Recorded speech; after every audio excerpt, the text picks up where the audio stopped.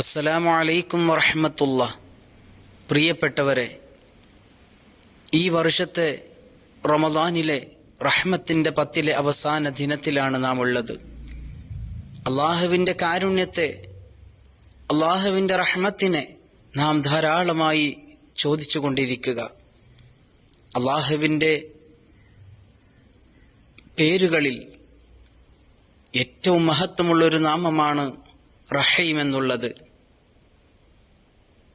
യാ റഹീമു യാ അല്ലാ, ഈ ഇസ്മിനെ നാം ധാരാളമായി ചൊല്ലുക. പ്രിയപ്പെട്ടവരെ, അള്ളാഹുവിൻ്റെ കാരുണ്യം, അവൻ്റെ റഹ്മത്ത് നമുക്ക് ലഭിക്കാൻ നമ്മുടെ ഒരു ഉദ്ദേശം, നമ്മുടെ ഉദ്ദേശങ്ങൾ പൂർത്തീകരിച്ച് കിട്ടാൻ, അള്ളാഹുവിൻ്റെ റഹ്മത്തിൻ്റെ നോട്ടം നമ്മിലേക്ക് നോക്കാൻ,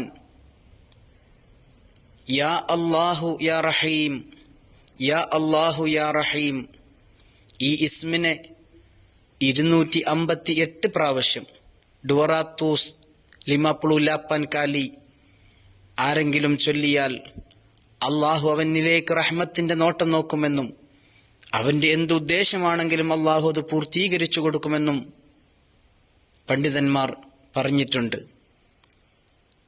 അള്ളാഹു സുബ്ഹാനഹു വ തആല അവന്റെ റഹ്മത്തിന്റെ നോട്ടം നമ്മിലേക്ക് നോക്കുമാറാവട്ടെ. അല്ലാഹുമ്മർഹംനി യാ അർഹമർ റാഹിമീൻ. അസ്സലാമു അലൈക്കും